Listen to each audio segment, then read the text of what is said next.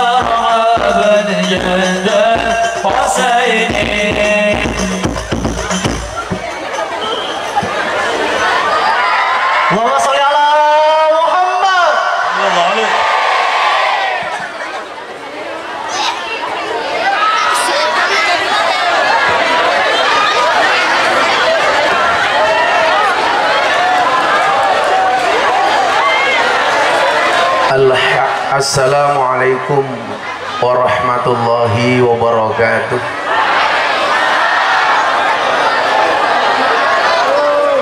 Alhamdulillahil qail A'udzu billahi samil alim minasy syaithanir rajim. Bismillahirrahmanirrahim. Inna nahnu nuhyil mauta wa naktubu ma qaddamu wa atharahum wa kulla syai'in ahsaynahu fi imamin mubin. Wa qala aidan alladhi khalaqal mauta wal hayata liyabluwakum ayyukum ahsanu amala. Allahumma salli wa sallim wa barik ala hadan nabiyil karim sayyidina wa maulana Muhammadin wa ala alihi wa ashabil mujahidin at-tahirin. Rabbi shrah li sadri wa yassir li amri wahlul 'uqdatam min lisani yafqahu qawli, amma ba'du.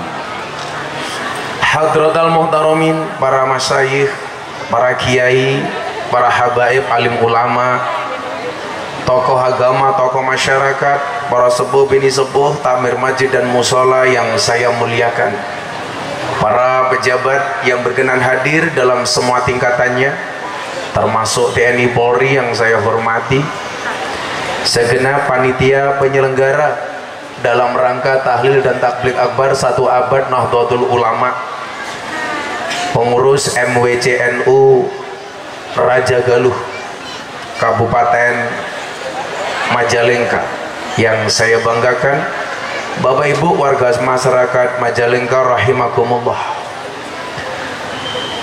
Beli semangka, penjualnya perawan, perawannya ayu, bokongnya lemu.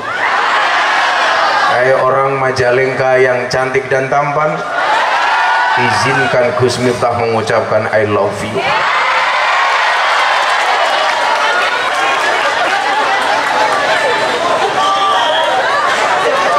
Saya sepakat dengan ketua MWCNU yang mengatakan kita dipanggil oleh Nahdlatul Ulama. Kalau kita sudah terpanggil, apapun keadaannya, hujan sekalipun, basah sekalipun, itu bukan halangan, bukan rintangan. Tapi yakinlah, hujan yang turun sore tadi itu adalah cara Allah menunjukkan cintanya Allah kepada Nahdlatul Ulama. Karena hujan berarti rahmat, maka yakinlah sowan saya malam hari ini karena cinta dan cintaku padamu seperti air hujan. Maksudnya apa? Kamu bisa merasakannya tapi kamu tidak bisa menghentikannya. Maka saya melihat wajah-wajah yang bahagia, baik panitia penyelenggara maupun para jamaah yang datang. Kenapa? Karena jatuh cinta. Dan orang jatuh cinta itu harus bahagia. Karena kalau sedih namanya jatuh tempo. Bapak Ibu yang saya muliakan, dulu kiai saya, Kiai Haji Sudi Mubarak, ketika saya berada di pondok pesantren Bustanul Ulum Jaya Sakti Padang Ratu Lampung Tengah, saat itu beliau bagaimana mengajarkan rasa cinta saya kepada NU. Apa yang beliau lakukan? Beliau masang gambarnya Hadratus Syekh Hashim As'ari di kamar saya. Ada gambarnya Mbah Hasim, ada gambar Garuda Pancasila. Saat itu saya bertanya, Kiai, itu gambarnya siapa? Beliau jawab, ini adalah gambarnya Hadratus Syekh Hashim As'ari. Saya bertanya, itu siapa Kiai? Karena posisi saya waktu itu kelas 1 Madrasah Sanawiyah. Saat itu belum ada medsos seperti hari ini. Beliau jawab, ini adalah pendiri Nahdlatul Ulama sekaligus Rais Akbar Nahdlatul Ulama sekaligus pahlawan nasional. Kemudian ada gambar NU-nya, lambang NU-nya, ada tulisan yang sangat besar, wa'tasimu bihablillahi jami'an wa la tafarraqu. Kemudian sampingnya dikasih gambar Pancasila. Saya saat itu bertanya-tanya, apa pesan moral yang pengen disampaikan Kiai kepada saya? Kenapa ada gambarnya Mbah Hasim, ada gambar Nahdlatul Ulama tali jagat, ada gambar Pancasila? Ternyata Bapak Ibu, jawabannya hari ini menjadikan saya orang yang berkarakter Ahlus Sunnah, berideologikan Pancasila, dan sangat menghargai kebenekaan dalam kerangka Negara Kesatuan Republik Indonesia. Maka hari ini mohon maaf, orang banyak menilai saya sebagai orang yang toleran, walaupun menurut kelompok sebelah toleransi saya kebablasan. Gara-gara saya menunjukkan sikap toleransi kepada semua orang, termasuk kepada sahabat-sahabat kita, umpamanya Kristen dan Katolik. Nah, yang tidak toleran itu ada orang sedang ceramah, ada semprit-sempritan, itu nggak toleran. Karena sangat mengganggu. Cangkemmu meneng bisit. Nah, Bapak Ibu yang saya muliakan, kita di dalam Nahdlatul Ulama perjalanan 100 tahun atau yang kita kenal dengan 1 abad. Kita tidak bisa melupakan dua misi besar Nahdlatul Ulama. Hari ini kita ngerasain Nahdlatul Ulama. Ada 2 misi yang disampaikan oleh founding fathers Nahdlatul Ulama. Yang pertama adalah misi keagamaan, yang kedua adalah misi kebangsaan. Maka kenapa dulu di kamar saya ada Mbah Hasim, NU dan Pancasila? Karena ada 2 misi besar yang diemban oleh Nahdlatul Ulama, misi keagamaan dan misi kebangsaan. Bapak Ibu yang saya muliakan, saya dulu diajarkan, nak, kamu harus berkhidmat kepada Nahdlatul Ulama. Saat itu kiai saya mengatakan, yang memudahkan akan dimudahkan, yang menolong akan ditolong, yang menghidupi akan dihidupi. Maka malam hari ini saya doakan sebelum saya lanjutkan, siapapun yang hadir karena kecintaannya kepada Nahdlatul Ulama, yang sakit disembuhkan, yang sempit dilapangkan, yang susah dibahagiakan, yang sedih disenangkan, yang berhajat dikabulkan, dan yang jomblo segera dinikahkan. Saya tadi di jalan ada panitia bilang sama saya, Gus, di Majalengka banyak jahe. Apa itu jahe? Janda herang. Apa itu janda herang, Pak? Janda bening. Janda kinclong gitu. Ada yang janda di sini, Bu? Oh, banyak. Karena memang hidup ini indah bila disertai dengan janda dan tawa. Apa, Pak? Maksud saya itu. Makanya sekarang saya lagi seneng dengan lagunya orang Sunda. Judulnya Runtah. Siapa tahu Runtah? Lagu Runtah tahu? Lagunya gimana itu ya, Runtah itu? Apa, Mbak? Kulit kelitoneng sanggar asu gitu ya? Sanggar jauh. Terus gimana itu? Tuna bodas tibung tarigu, bibir berem-berem.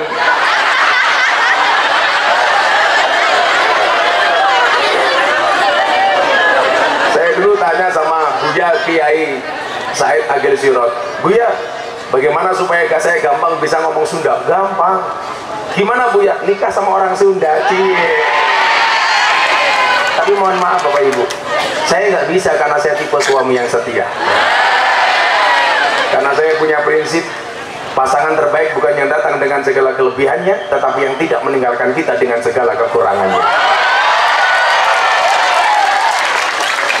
Saya harus ngomong seperti itu. Kenapa? Karena direkam banyak kamera. Apalagi kalau nikah kata sama orang Sunda katanya berat, nikahnya gagal gara-gara sertifikat rumah, itu juga ada.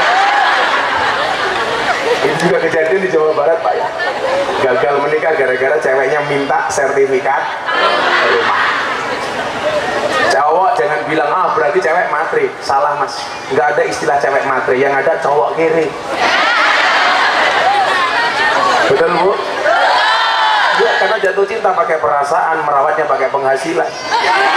Makanya cowok yang good looking kalah sama cowok yang good rekening. Betul, Bu?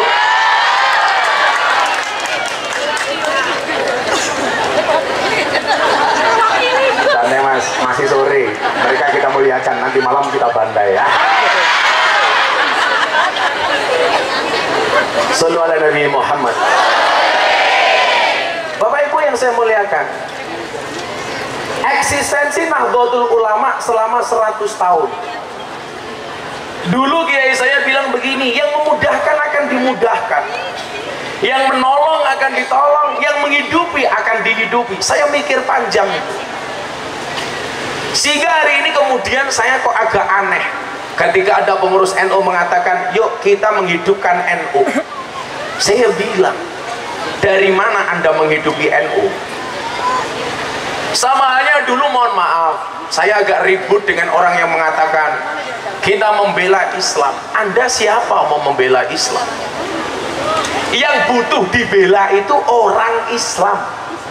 Contoh, di Rohingya itu orang Islam di sana dibunuh pak dibakar. Maka kita apa? Toleran, simpati kepada mereka, membela orang Islam yang dihina, yang dibakar, yang dijajah. Maka satu saat ketika sahabat saya Deddy Corbuzier itu bertanya dengan saya tentang perihal iman. Dia bertanya bulan Ramadan, saat itu sekitar bulan April. Kemudian Deddy Corbuzier itu mendapatkan hidayah Islam syahadat bulan Juni, tepatnya tanggal 21 Juni. Salah satu pertanyaan yang ditujukan kepada saya apa? Gus Miftah, I will to ask you about Islam and Iman. Saya ingin bertanya kepada Anda, tentang Islam dan iman. Saat itu pemicunya adalah beberapa kasus yang ada termasuk di Jawa Barat. Kalau nggak salah waktu itu di Tasikmalaya. Dedi tanya sama saya begini, Bapak Ibu, Gus, iman itu apa? Pertanyaan itu dia sampaikan di acara podcast saya sama Dedi. Iman itu menurut Gus Miftah apa? Saya jawab, Bapak Ibu, dalam satu kitab kecil namanya Jawahirul Kalamiyah. Di situ ada pembahasan tentang iman. Soal mahwal iman.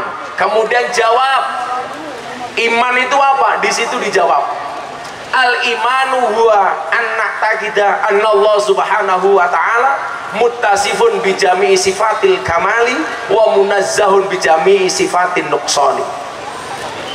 Mas Dedi, kalau menurut kitab Jawahirul Kalamiyah ini, iman itu apa? Meyakini, mengiktikadi bahwa Allah itu disifati dengan segala sifat kesempurnaan dan dibersihkan dari semua sifat kekurangan. Jadi Allah itu sempurna, gak ada kurangnya. Oh begitu? Tanya Dedi. Iya. Berarti Allah itu sempurna. Oh sempurna, gak punya kekurangan? Gak punya. Pertanyaannya begini, bagaimana dengan pendapat Gus Miftah orang yang membela Allah? Apakah Allah itu perlu dibela? Saya bilang tidak. Kenapa? Allah itu maha kuat. Kalau kita membela Allah berarti kita merasa sok paling kuat dibandingkan Allah. Contoh kasus, kenapa tersangka itu membutuhkan lawyer dan pengacara? Karena tersangka itu lemah, harus dibela oleh pengacara. Contoh, sahabat kita, anak pengurus GP Ansor, saudara David masuk rumah sakit. Kemudian memunculkan tersangka, si Dendi. Kenapa Dendi itu harus mencari pengacara?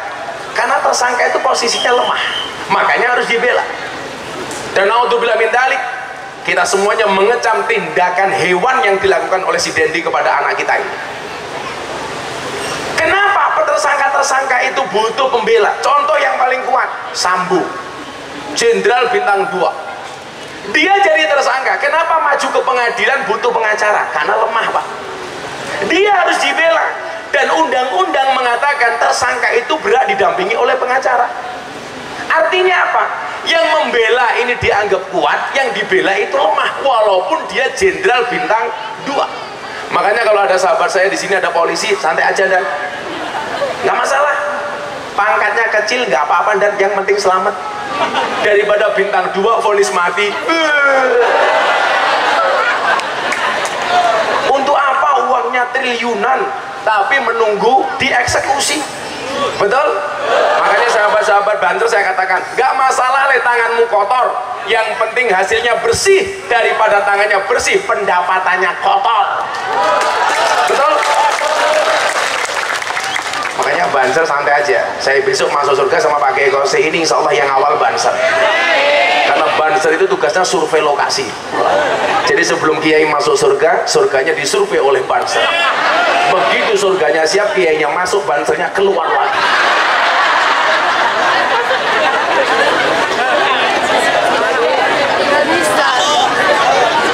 Kan lumayan Bu survei lokasi. Coba, kenapa kita itu nggak bisa membela Allah? Karena Allah itu kuat. Nah, ternyata diksi bela Allah itu berangkat dari pemahaman yang salah terhadap satu ayat yang sering dibaca oleh anak-anak Ansor. Apa? Nahnu Ansorullah. Bagaimana cara kita menolong Allah? Cara kita menolong Allah itu pemahamannya adalah dengan kita berbakti kepada Allah, menyembah hanya kepada Allah, minta tolong hanya kepada Allah. Bukan berarti kita membela Allah, apalagi membela Islam. Bukankah kita diingatkan al-yauma akmaltu lakum dinakum wa atmamtu alaikum ni'mati wa raditu lakumul islamat dina. Ini agama yang sempurna, dari mana Anda membela?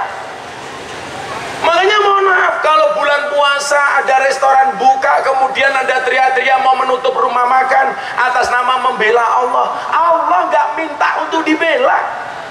Saya bilang, Orang puasa itu menumbuhkan sifat sensitif, tepos liro kepada orang miskin.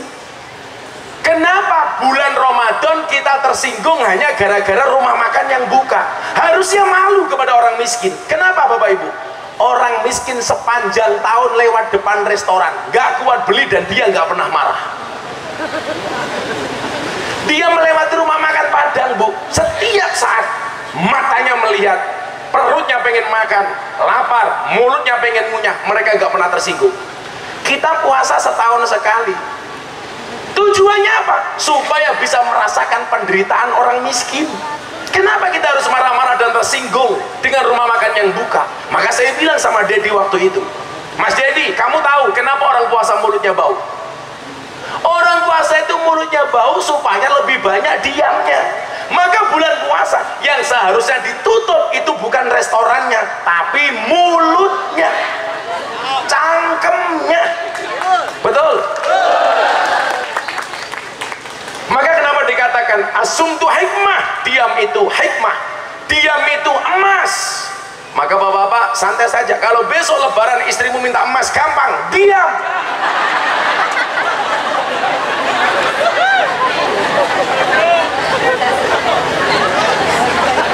Makanya kalau istri saya bilang, Abah saya minta belikan emas, cicing mah ulah gandeng, kucing mah diserondeng. Cicing artinya apa ya? Diam. Lumayan lah. Saya bisa ngomong Sunda, seidik tehin gitu ya. Seedik.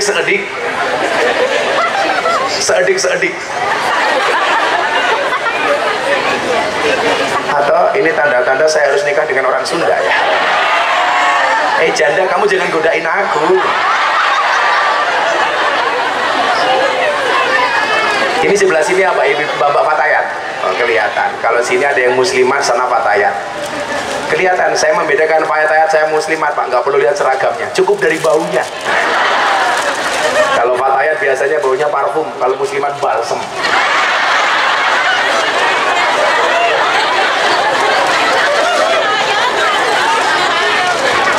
Tidak apa-apa. Sallu ala Nabi Muhammad. Pola pikir inilah yang kemudian dimiliki oleh Nahdlatul Ulama, sehingga organisasi ini menjadi organisasi paling besar tidak hanya di Indonesia tapi di seluruh dunia. Maka hari ini ada mulai provokasi yang mengatakan gak penting NO-NO-an, yang penting Ahlus Sunnah. Ini hati-hati. Saya mau kasih fakta Bapak Ibu. Arab Saudi itu sebelum berkuasanya Syekh As-Saud yang mempunyai konsensus dan kesepakatan dengan Syekh Abdul Wahab di tahun 1744 atau 1747, Arab Saudi itu 100% Ahlus Sunnah wal Jamaah. Kemudian gara-gara ada perjanjian dan konsensus antara Syekh Abdul Wahab dengan Syekh As-Saud, As-Saud memegang kendali ideologi bernegaranya, kemudian Abdul Wahab memegang kendali beragamanya. Pelan-pelan Ahlus Sunnah hilang, digantikan dengan Wahabi. Pertanyaannya adalah, kenapa Ahlus Sunnah di Arab Saudi hilang? Bahkan NO sempat harus kirim komite Hijaz gara-gara waktu itu makam Kanjeng Nabi mau dihancurkan. Jawabannya sederhana, karena Ahlus Sunnah wal Jamaah di Arab Saudi gak ada satupun organisasi yang membentenginya, gak ada satu organisasi yang menjaga keberlangsungan Aswaja. Maka Aswaja hilang, diganti dengan ideologi baru namanya Wahaboy. Coba saat itu tempat-tempat sakral dihancurkan, tempat rumah lahirnya Kanjeng Nabi sekarang dihancurkan, diganti perpustakaan. Kemudian muncul wacana, apa wacananya waktu itu? Wacananya makamnya Kanjeng Nabi mau dipindah. Dan lebih gilanya apa? Ada satu tempat yang dulu Kanjeng Nabi nggak pernah mau lihat, namanya Ula. Sekarang menjadi tempat favorit, dibuat restoran mewah, hotel mewah, pamit bae ya.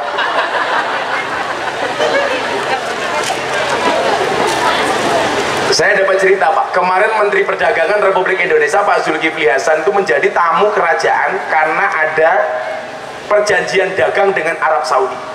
Menteri Perdagangan ini mohon maaf, dijamu di mana Pak? Di satu tempat yang dulu Kanjeng Nabi bahkan nggak mau nengok, ngelihat aja nggak mau, namanya Ula. Sekarang dibuat tempat mewah. Ini kan luar biasa. Tempat sakral dihancurkan, sementara tempat yang Nabi Muhammad tidak mau lihat justru dibuat menarik. Saya tanya, Anda di sana mengapain, Pak Menteri? Saya di sana dijamu makan malam, dinner, kemudian disuguh dengan musik-musik dunia malam, Pak. Jadi begitu dia makan, ada iringan musik dugem, jedak jeduk, jedak jeduk, jedak jeduk. Jadi orang Indonesia sudah bosan dengan dunia malam, mereka baru cinta dengan dunia malam. Sehingga kemudian apa? Ahlussunnah hilang. Nah, hari ini kalau ada orang mengatakan gak penting NO-NO-an, yang penting Ahlussunnah, jelas ini adalah motifnya Wahabi. Ini adalah modusnya Wahabi. Kenapa? Karena di Arab Saudi Ahlussunnah hilang gara-gara gak ada organisasi yang menjaganya. Pertanyaannya, kenapa di Indonesia Ahlussunnah bisa bertahan? Karena ada organisasi yang menjaga keberlangsungan Ahlussunnah, yaitu Nahdlatul Ulama. Sehingga saya katakan, kalau orang mengatakan gak penting NO-NO, jelas ini cangkem Wahabi, jelas ini propaganda dari Wahabi. Dan Bapak Ibu, ini hati-hati, Arab Saudi itu sekarang Wahabi mati Pak, gara-gara keberanian Muhammad bin Salman meratifikasi perjanjian Syekh Abdul Wahab dengan Syekh As-Saud. Dia mengatakan perjanjian itu sudah tidak berlaku lagi di Arab Saudi. Makanya sekarang ekstrem Bu. Saya kemarin haji, melihat mbak-mbak gak pakai jilbab, durasi 5 km dari Masjid Nabawi. Itu saya sampaikan ke pengajian, saya dibilang sama orang Wahabi, Miftah nyebar fitnah. Kemarin saya baru pulang umroh akhir tahun, lebih kejam lagi, di depan Masjidil Haram, di depan hotel Zam-Zam, Grand Zam-Zam, ada mbak-mbak nggak pakai jilbab. Lebih kejam lagi Pak. Saya doakan Bapak Ibu, mudah-mudahan segera dipanggil oleh Allah Subhanahu Wa Taala.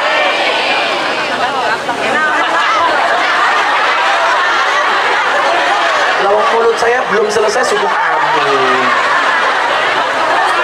Mudah-mudahan Bapak Ibu Raja Galuh segera dipanggil oleh Allah Subhanahu Wa Taala untuk ziarah Makkah Madinah.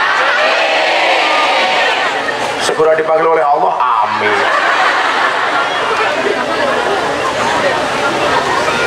Ini artinya apa? Tanda-tanda kematian Wahabi di Arab Saudi. Di satu sisi positif Pak, sekarang Imam Masjidil Haram sudah tidak alergi membaca suratul Fatihah dimulai dengan basmalah secara jahar. Sudah berani Pak mereka, Bismillahirrahmanirrahim. Dulu gak ada Allahu Akbar, Alhamdulillahi Rabbil Alamin. Sekarang sudah basmalah jahar. Tapi yang menjadi persoalan adalah kematian Arab Wahabi di Arab Saudi akan menimbulkan masalah baru. Kenapa? Karena tokoh-tokoh Wahabi di Jazirah Arab akan mencari lahan subur, dan salah satu tempat yang dianggap subur adalah Indonesia. Maka akan banyak tokoh-tokoh Wahabi yang akan datang ke Indonesia, sebagaimana dulu ketika Habib terusir dari Jazirah Arab, dari Yaman, dari Arab Saudi, mereka datang ke Indonesia. Cuman bedanya adalah kalau Habib yang datang itu masih ada dampak positifnya, tapi kalau Wahabi yang datang, wallah ini masalah. Dan kita nggak boleh berpangku tangan. Ini apa? Amanah founding fathers, pendiri Nahdlatul Ulama, mengatakan misi keagamaan dan kebangsaan. Apa misi keagamaan Nahdlatul Ulama? Menjaga berlangsungnya akidah Ahlus Sunnah wal Jamaah berjalan sesuai dengan relnya. Ini kalau ada tokoh-tokoh Wahabi datang, makanya kemudian muncul Pak istilah nggak penting tahlilan, mulai mempermasalahkan haulan. Padahal menurut Syekh Ibnu Hajar Al Asqalani, ketika ditanya tentang haul, dia mengatakan apa? Dzikra yaumil wafati li ba'dil auliya wal ulama, memperingati kematian para wali dan para kiai, para wali dan para ulama. La yanhahu syariah, ini tidak bertentangan dengan syariah. Maka kemudian muncul istilah tahlil boleh, tahlilan enggak boleh, yasin boleh, yasinan enggak boleh, sholawat boleh, ya sholawatan enggak boleh. Enggak bisa membedakan antara sholawat dan sholawatan. Apa bedanya sholawat dan sholawatan? Bedanya tipis. Sholawat itu belum dibaca, kalau sudah dibaca namanya sholawat. Tahlilan itu belum dibaca, kalau sudah dibaca namanya tahlilan. Yasin itu belum dibaca, kalau sudah dibaca namanya yasinan. Sarung itu belum dipakai, kalau sudah dipakai namanya sarungan. Kotang itu belum dipakai, kalau sudah dipakai namanya kotangan. Masa dilarang? Ya kewer-kewer.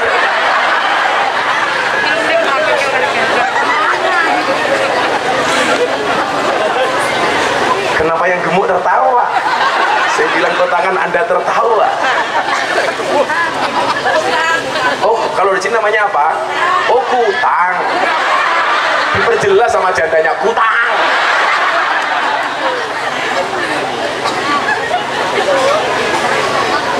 Kalau di Jawa namanya kotang, Bu.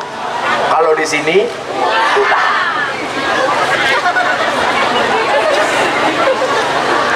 Makanya kita harus hati-hati. Misi keagamaan. Pertanyaannya begini, kok Gus Miftah pede banget tuh jadi orang NU? Saya pede banget. Coba Anda lihat kiai-kiai NU yang bertabur, kiai-kiai atau ustadz-ustadz yang bertabur di TV itu. Anda lihat siapa dari sekian banyak tokoh yang dari awal ngaku NU, Pak? Cuman saya. Coba Anda lihat, yang dari awal muncul ngaku NU cuman saya. Saya nggak ada urusan. Banyak saya punya teman di televisi, kenapa kamu nggak ngaku NU? Aduh Gus, nanti kalau ngaku NU jalan dakwah kita terbatas. Ah, pacangan lu. Kamu harus belajar dari martabak dong. Martabak yang manis saja masih bisa dikacangin, yang spesial saja masih bisa dikacangin. Kalau saya santai saja, jadi orang NU itu santai saja. Ingat, kesenangan bisa dibeli, tapi orang menyenangkan susah dicari. Dan karakter orang NU itu menyenangkan, Pak. Kenapa? Karena idolanya rata-rata Imam Abu Hasan Asadili. Makanya dakwahnya orang NU itu asik, Pak. Karena yang dicontoh Imam Abu Hasan Asadili yang punya Sadiliyah. Cuman kesalahan kita itu satu, nyontoh Abu Hasan Asadili tasawufnya, tidak mencontoh kayanya. Makanya kenapa kiai-kiai NU itu stigmanya miskin, karena salah sudut pandang. Padahal Imam Abu Hasan Asadili itu Bu kaya.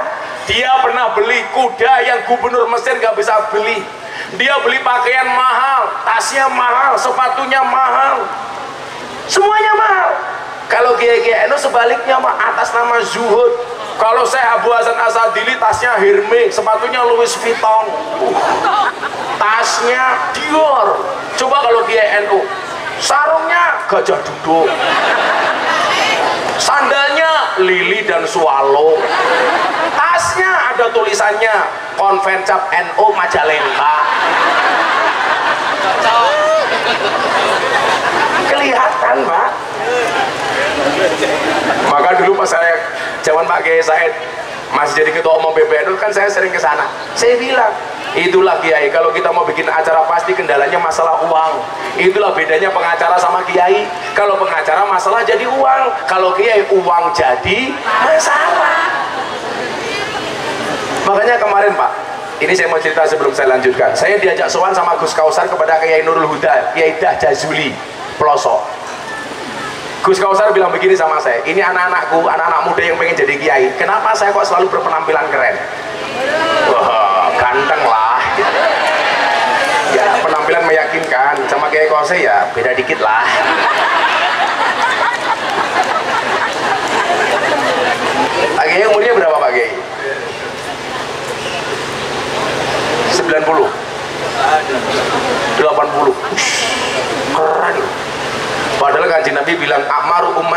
baina sitin was sab'in. Umur umat itu antara 60 sampai 70 tahun. Beliau 80 tahun nggak mati-mati, masya Allah. Keren sekali Kiai ini. Ada luar sah. Wah, yang bener Kiai. Kalau lihat cewek cantik masih bisa Kiai. Iya.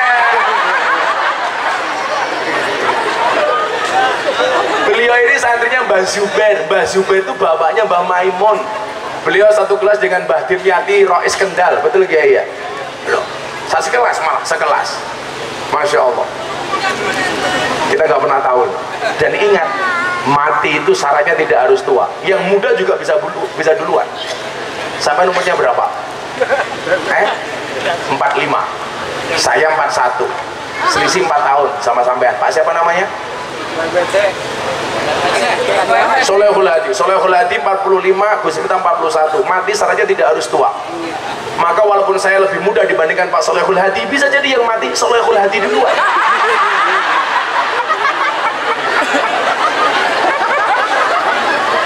Kalau saya itu orang yang tidak pernah berhenti ngaji, kenapa Bapak Ibu? Alasan sederhana lagi. An-nasu yamutuna ala ma'asu wa yub'atsuna ala mamatu. Manusia itu akan dimatikan sebagaimana kebiasaan dia hidup, akan dibangkitkan sebagaimana dia mati. Kenapa saya tiap hari ngaji? Satu, supaya saya punya cita-cita mati dalam keadaan pengajian. Kan keren. Kalau saya ngaji di Raja Galuh, tahu-tahu malaikat Israel datang, set, gitu kan, langsung diumumkan di masjid-masjid Raja Galuh, Majalengka. Innalillahi wa inna ilaihi rajiun. Telah meninggal dunia dengan tenang saudara Solehul Hadi.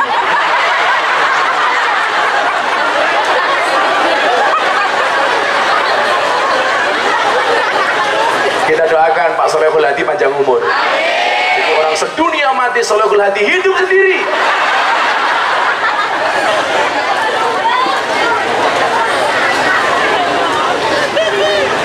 Saya diajak sowan kepada Mbak Yaidah, salah satu kiai sepuh di Indonesia, Kiai Nurul Huda Jazuli, putra dari Kiai Jazuli.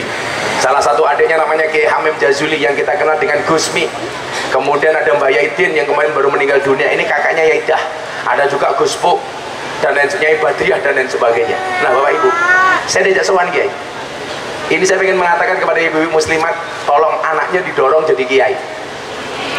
Saya doakan jadi kiai semua anaknya, amin.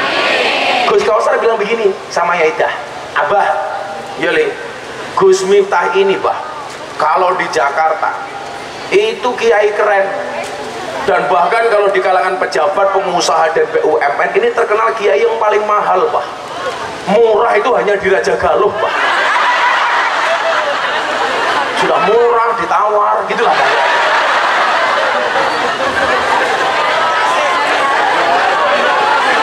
Ya maklum NU. Maka saya bilang, cintaku pada kalian seperti air kencing di dalam kolam renang. Maksudnya apa? Wujudnya tidak nampak tapi hangatnya bisa dirasakan.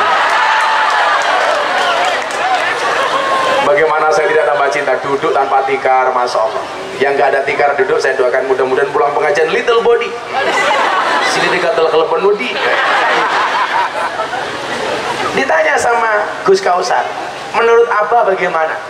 Jawabannya itu waktu itu apa? Harus ada kiai yang ambil keberanian kayak Gus Miftah. Kenapa? Jangan dikira kiai NU itu desa semua. Makanya coba Anda lihat Bapak Ibu, yang bisa wirawiri di acara-acara infotainment seperti hot celebrity, selebritas silet, nggak banyak. Silet.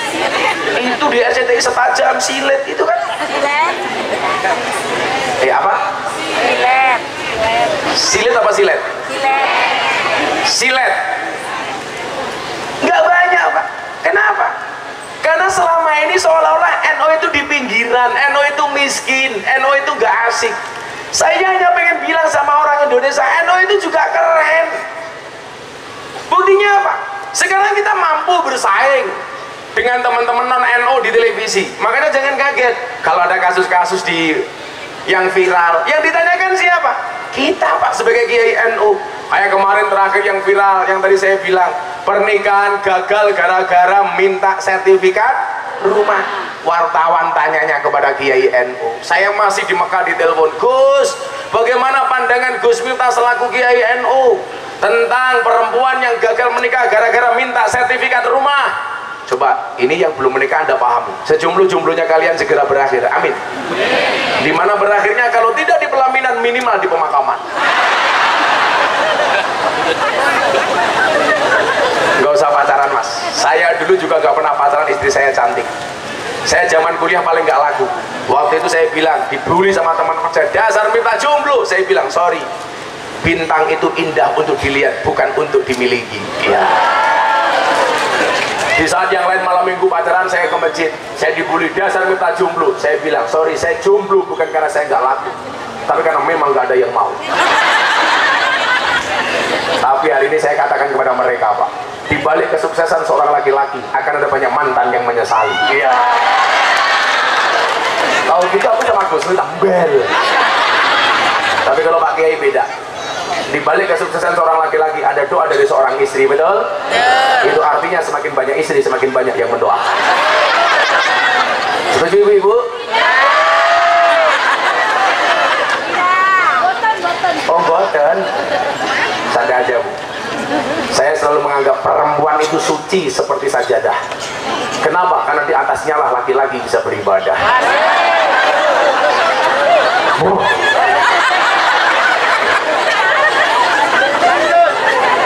Artinya bagi laki-laki semakin banyak sajadah semakin baik, betul? Setuju Ibu? Tidak, Mami. Laki-laki itu imam, perempuan itu makmum. Imam yang baik yang diikuti oleh banyak makmum. Berarti bagi imam semakin banyak makmum semakin baik, betul Bu? Selamat ya. Coba, ini usaha terakhir. Dalam Al-Quran itu ada 4 macam tipe keluarga. Ibu-ibu Majalengka pilih yang mana? 1 tipe keluarga Nabi Nuh. Ciri-cirinya suaminya soleh, istrinya nakal. Wil'ab binti Ajwil, istrinya Nabi Nuh, nakal. Kemudian yang kedua, tipe keluarga Fir'aun. Suaminya nakal, istrinya solehah, Siti Asyah. Yang ketiga, tipe keluarga Abu Lahab. Suaminya nakal, istrinya nakal. Yang keempat, tipe keluarga Nabi Ibrahim. Suaminya soleh, istrinya solehah. Ibu-ibu Majalengka, Anda pilih tipe keluarga yang mana? Nuh, Fir'aun, Abu Lahab, apa Ibrahim? Ibrahim, subhanallah. Dan Anda tahu, Ibrahim istrinya 2.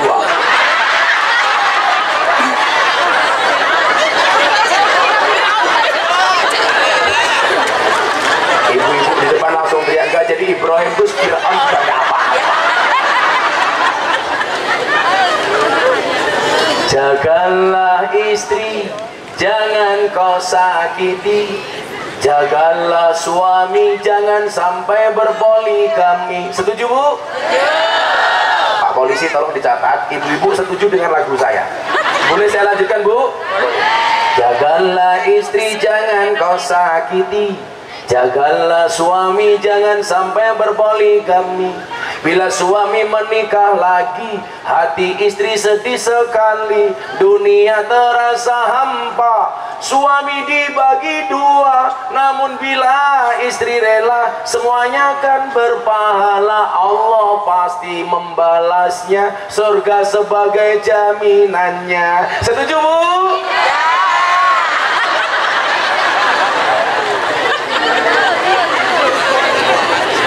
Bila suami mulai tak betah, istri harus segera berbenah.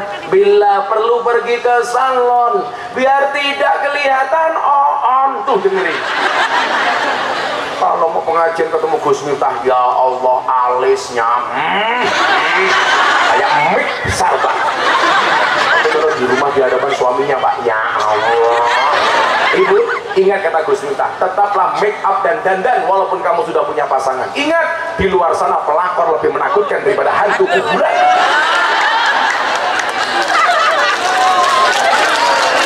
Dengerin tuh Bu, laki-laki itu kelemahannya 1 di mata, perempuan kelemahannya di mulut.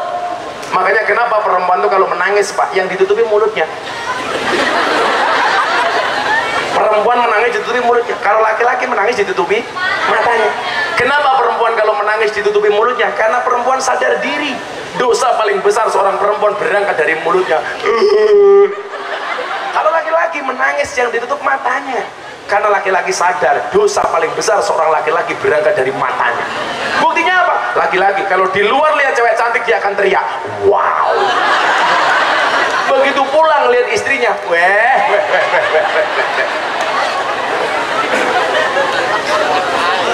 Yang saya curiga ada cowok Raja Galuh menangis yang ditutup mulutnya.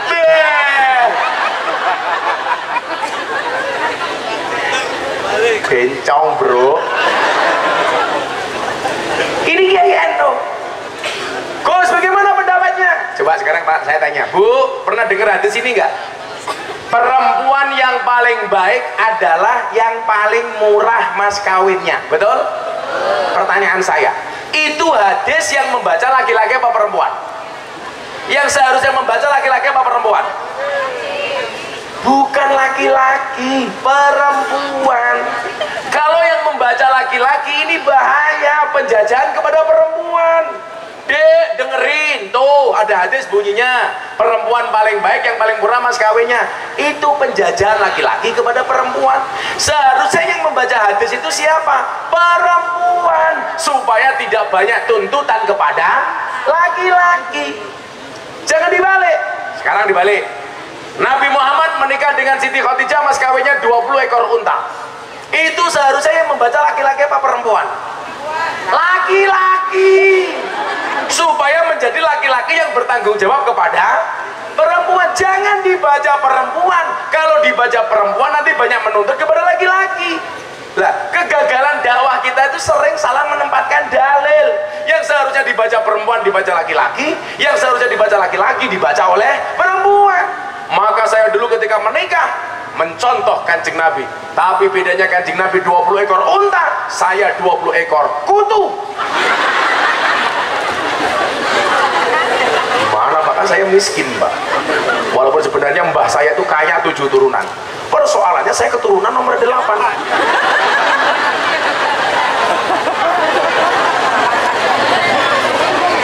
Itulah yang sering saya sampaikan kepada kalangan para artis. Istri yang baik itu adalah istri yang siap diajak menderita oleh suaminya, betul? Tapi ingat, suami yang baik tidak akan pernah mengajak istrinya menderita. Betul Bu?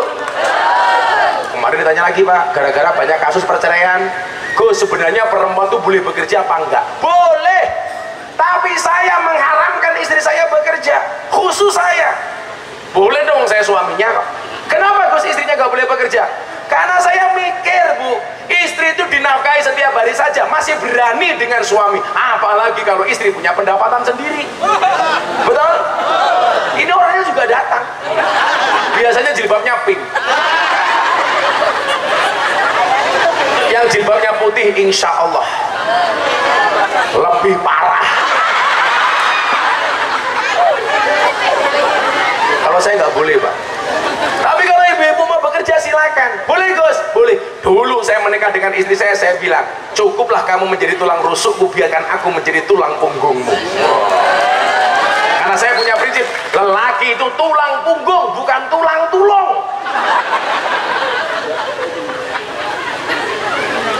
Tapi kalau ibu-ibu mau bekerja silakan. Ingat, suami itu hanya titipan. Kalau tidak diambil Allah, minimal diambil mantan. Ayo selawatan dulu yuk. Ada anak hadroh nggak ibu? Mana hadrohnya? Jauh amat bro. Kamu selawatan di situ? Ya, sorry ya Mas ya. Kita berada di atas panggung yang sama, tapi dengan amplop yang berbeda. Ibu-ibu minta lagu apa? Runtah. Saya itu dari tadi mau ngopi gagal paham. Masa itu tutupnya pink? Kok Soleh Hadi hilang? Soleh, kamu kemana?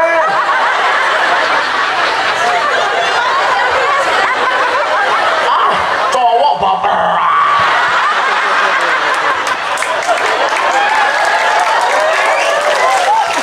Orang NU itu jangan baperan kayak Gus Miftah tuh, kalau baper udah mati dari dulu. Coba, kalau saya itu baperan Mas, ngaji di lokalisasi dibully, dibantai, ngaji di klub malam dibantai, mengislamkan Deddy Corbuzier dibantai, ceramah di gereja dibantai, Miftah kafir, Saya bilang nggak masalah, sahadat lagi, selesai. Repot amat. Saya pas ramah di gereja tuh Kiai, diposting sama Mas Deddy Corbuzier, dikomentari 100.000 kali. Semuanya mencaci maki saya. Saya sakit hati. Oh tidak. Kenapa? Komentarnya tidak pernah saya baca.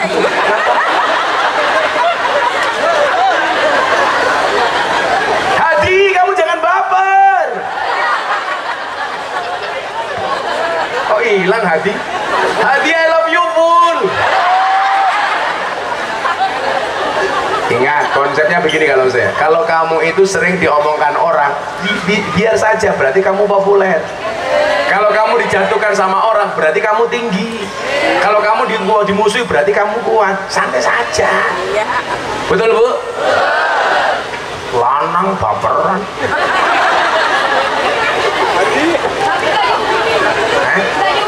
Nggak diumumin apanya Bu? Oh, jangan-jangan mati nanti lagi. Hadi, maafkan aku.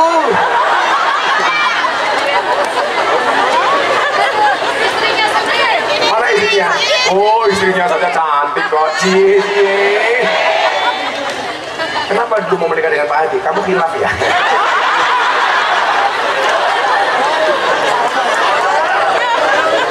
Kalau saya itu orangnya apa ya Bu? Suka ngerosting dan biasa di roasting. Saya biasa. Itu nah Hadi, kamu jangan pergi. Oh kencing tadi ternyata.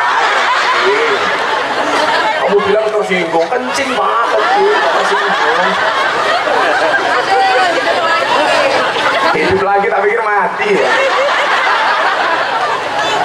Di jasnya NU, saya doakan masuk surga. Jasnya.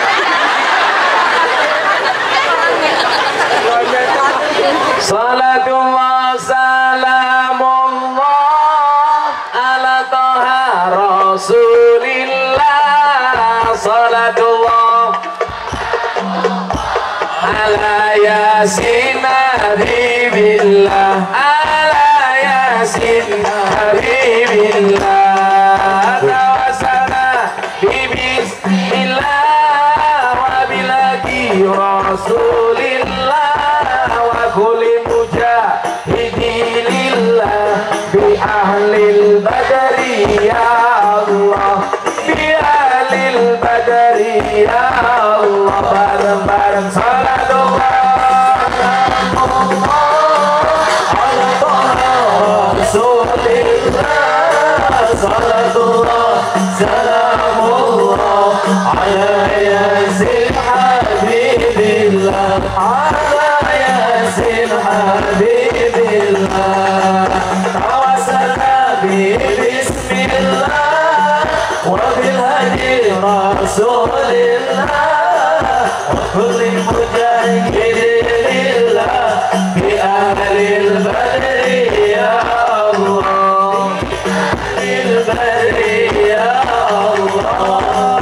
Jaga dikir minumnya kopi, kopi ditanam di pinggir kali. Ayo berpikir tentang negeri ini. Kalau bukan kita siapa lagi? Kalau bukan kita siapa lagi? Salatullah salamullah ala toha rasulillah. Salatullah salamullah ala yasin habibillah. Habibillah, tawassalna bismillah wa bil hadi rasulillah wa kulli mujahidillah bi ahlil badri ya Allah, bi ahlil badri ya Allah. Jalan-jalan di pedesaan, desanya aman bersih terjaga. Sucikan hati, tetapkan iman. Merah putih melekat di dada. Merah putih melekat di dada. Salatullah salamullah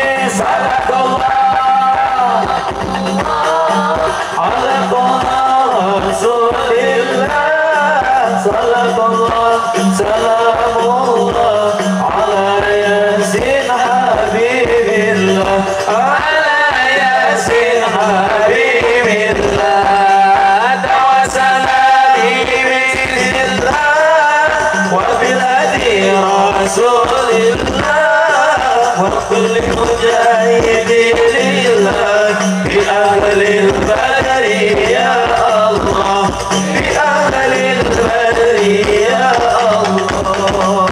Minum kopi rasanya nikmat, beli semangka di tengah desa. Mari ngaji dan bersolawat dari Majalengka untuk Indonesia, dari Majalengka. Salatullah salamullah ala taha Rasulillah, salatullah salamullah ala yasin habibillah, ala yasin habibillah. Tawassala bismillah wa bil hadi Rasulillah wa kulli mujahidillah bi ahlil badri ya Allah, bi ahlil badri ya Allah. Raja kalau ngundang Gus Miftah, asik. Solehul Hadi lumayan gagah, tapi sayang walaupun gagah, istrinya tidak nambah-nambah.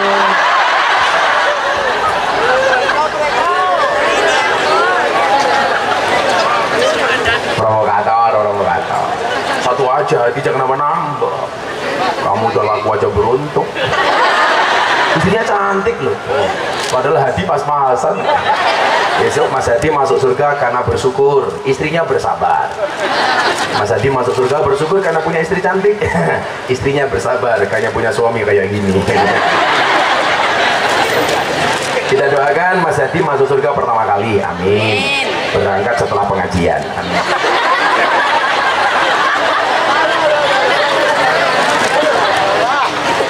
Bapak Ibu, lanjut. Di Majalengka kalau pengajian sampai jam berapa biasanya? Jam berapa? Sampai subuh. Murah, banyak permintaan.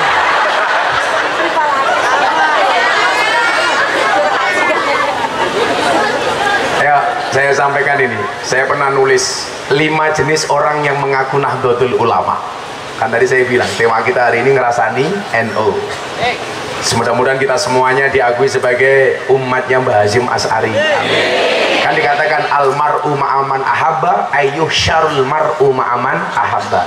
Seseorang itu besok di hari kiamat akan dikumpulkan bersama orang-orang yang dicintainya. Anda mencintai Kanjeng Nabi, besok hari kiamat bareng Kanjeng Nabi. Anda mencintai Mbah Hasyim Asy'ari, besok hari kiamat bareng Mbah Hasyim Asy'ari. Jadi gampang saja. Kalau saya besok punya cita-cita mati ditanya, Miftah man rabbuka? Tak jawab, aku ikut Mbah Hasyim Asy'ari. Kalau Solehul Hadi beda, ditanya mun kan akhirnya, Solehul Hadi man rabbuka? Kamu jawab, kamu nanya.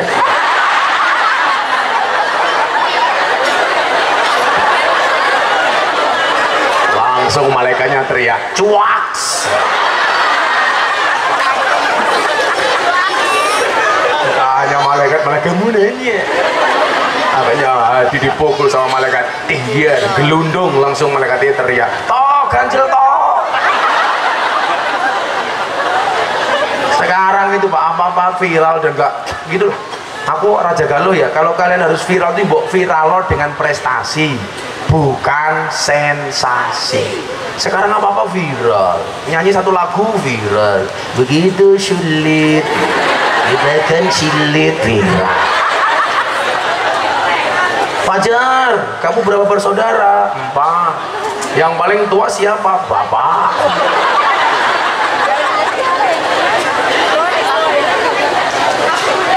Waktu Udit, kan saya kiai yang terus FYP.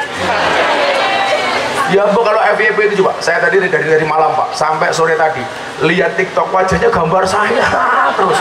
Kok nggak ada Solehul Hadi ya? Belum masuk. Kiai-kiai NU itu sekarang harus paham logaritma, harus paham insight. harus paham FYP. Ya karena sekarang dakwah yang paling efektif itu bil medsos. Saya pernah ceramah di PBNU, saya bilang metode dakwah itu kan berkembang mas. Dulu zaman Nabi bil lisan, khatibun nas biqadri ukulihim. Kemudian zaman sahabat bil kolam, sudah mulai nulis, membukukan Al-Quran, membukukan hadis. Kemudian banyak tulisan. Zaman Wali Songo bisa kofah dengan menggunakan budaya.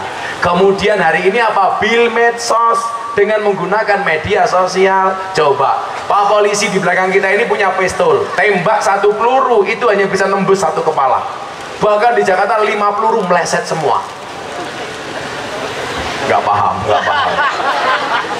Coba kalau kamu punya postingan medsos bu, hari ini kamu pengajian sama Gus Miftah, kemudian kamu posting satu postingan bisa nembak jutaan kepala. Nah kita itu teman-teman Ansor Banserli itu kurang sadar. Loh kamu punya medsos yang di follow yang enggak kebaya merah. Pak Kiai lihat kebaya merah. Linknya ada di Sholihul Hadi kayaknya.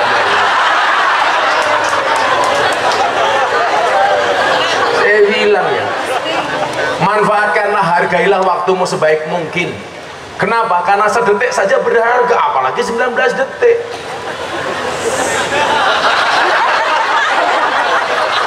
Mereka nggak paham. Katanya al-waktu asmanu minadz dzahabi, waktu adalah uang. Makanya kalau saya ngajak ketemu Pak Hadi, yuk ketemu, saya nggak ada waktu Gus, berarti Sholihul Hadi nggak punya uang. Makanya Pak Hadi kalau besok istrinya minta uang dikasih waktu, karena waktu adalah uang. Saya itu santai banget bu. Coba yuk kita galakkan ini, bisa kofah kemudian bil medsos dengan media sosial. Harus menang pak. Kita Instagram, YouTube, kemudian TikTok. Yang gila itu hari ini logaritma TikTok itu gila-gila. Kalau dulu pak zaman almarhum Kiai Haji Zainuddin MZ, ini anak-anak tak kasih tahu ya betapa pentingnya ini. Dulu Zainuddin MZ dikatakan dai sejuta umat umpamanya. Itu dulu ukurannya apa? Ya kalau pengajian yang datang jamaahnya banyak, nggak ada ukuran logaritmanya. Sekarang nggak bisa. Anda dikatakan dai sejuta umat, followermu berapa? Itu bisa dilihat dari follower. Kemarin NO Kreatif membuat survei, siapakah Kiai NO yang paling banyak followernya? Tetap nomor 1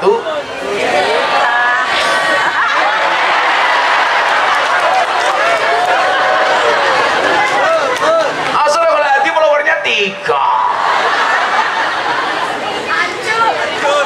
Enggak, artinya apa Mas Hadi? Kita harus sadar medsos betul hari ini. Kalau enggak kita kalah teman-teman ini. Enggak, yang diurusi cuma berkat toh. Coba dijawab. Bapak NU Ibu Mus 5. Mau enggak bangga banget Anda jadi orang NU? Bapak NU Ibu Mus 5. Kakang Ansor Adeva tayat tahlilane saben malam pulang tahlilan pada bawah berkat rahmat, berkat aja yang dibuat. Pantas kita nggak maju-maju pak, berkatan top.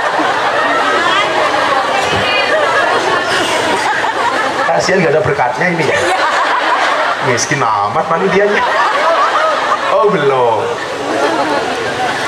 Karena cewek itu hobinya 3, ngemol, ngemil, ngomel. Makanya gemuk-gemuk kayak gini. Santai aja mbak. Ada teori yang mengatakan 100 kg di bumi sama dengan 30 kg di Mars. Itu artinya Anda tidak gemuk, hanya salah planet. Maka Anda saya minta menjadi fatayat di Mars, di planet Mars saja mbak ya. Orang gemuk itu kalau foto biasanya ciri-cirinya 1, posenya miring. Amatir perutnya kelihatan. Balik lagi Gus ke Sholihul Hadi. Ini permintaan Sholihul Hadi. Tapi kamu harus pede jadi orang gemuk. Sekarang cewek gemuk lebih diminati daripada cewek seksi.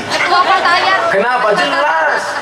Kenapa cewek gemuk lebih diminati daripada cewek seksi? Karena cewek seksi hanya fokus kepada penampilan, tidak pernah fokus kepada perasaan. Iya.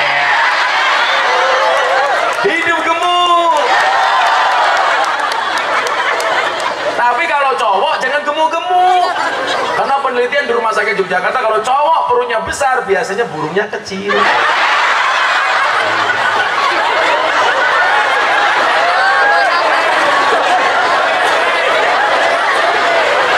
Bukan soalnya ya Allah.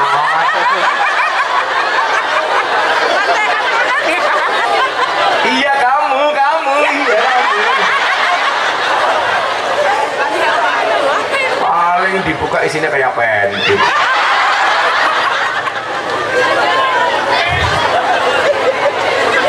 Jadi sekali lagi ya Pak, kita harus paham logaritma supaya orang NU itu dakwahnya segera berkembang. Saya tuh senang dengan orang-orang yang mencoba memviralkan ceramahnya kiai-kiai, itu keren gitu. Itu bisa insya Allah HP-mu menyelamatkanmu, amin. Apalagi Fatayat, kan Fatayat terus usia pagi ini. Kalau muslimat ya yang posting Fatayat, Fatayat yang bergerilya kan begitu. Yang di-follow ya kiai-kiai NU, kamu follow-nya ya Gisel. Loh, kalau saya itu Bu, semua orang saya ikut ngaji. Kemarin saya baru bagi-bagi mukena di lokalisasi Tretes Pasuruan. 680 mukena saya bagi kepada mbak-mbak PSK. Ini saya besok mau bagi-bagi di Sarkem, besok di Bandungan. Saya itu orang yang ngurusi semuanya, menampakkan NU itu betul-betul diterima oleh semua golongan, betul? Santai saja, kan aku kayak ini loh, ya nggak apa-apa. Artis-artis ngaji sama saya, kayak Raffi Ahmad, Anang Asanti, Atta Aurel, yang baru-baru malah janda-janda, Wika Salim, Aura Kasih, Nikita Mirzani, Selin Evangelista. Yang paling baru idolanya Solihul Hadi, Lucinta Luna.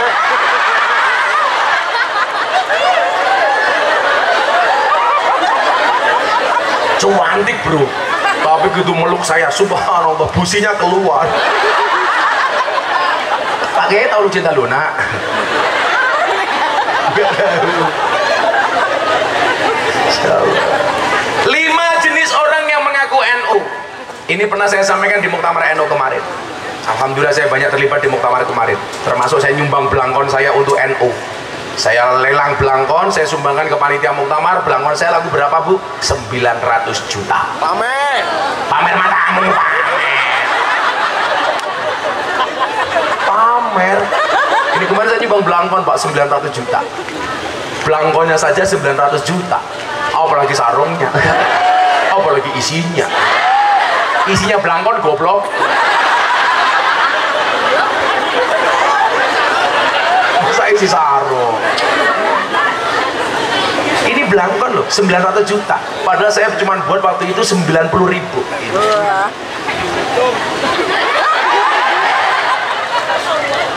Padahal ya bau sih. Lelang alas, jaga lu paling aku 200.000. Ini Muktamar NU kemarin. Makanya kan saya dapat salah satu penghargaan dari Muri, dari Leprit, itu salah satunya belangkon. Kan saya dapat 4 penghargaan dari Leprit Pak. Salah satunya belangkon lelang termahal sedunia 900 juta. Nomor 2 dai yang paling konsisten pengajian di lokalisasi klub malam 23 tahun. Kemudian yang ketiga, ujian skripsi dihadiri paling banyak orang, 1.500 orang. Yang terakhir, selebritis yang paling banyak wajahnya dilukis di bokong truk. Ada 350 truk bokongnya digambar Gus Miftah. Dari mobil truk sampai mobil tangki sedot WC.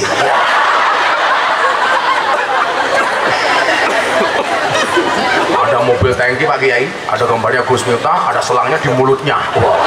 Ada tulisannya, silitmu adalah rezekiku. Ya gak apa-apa lah, bokong truk saja bisa ngasih barokah. Apa? Truk kita Solihul Hadi. Kamu punya truk? Gambarnya Gus Miftah, malah Nikita Mirzani. Tak pikir Solihul Hadi nutup mulut karena malu, ternyata pamer cincin. Salah lagi. Tenang di, tenang.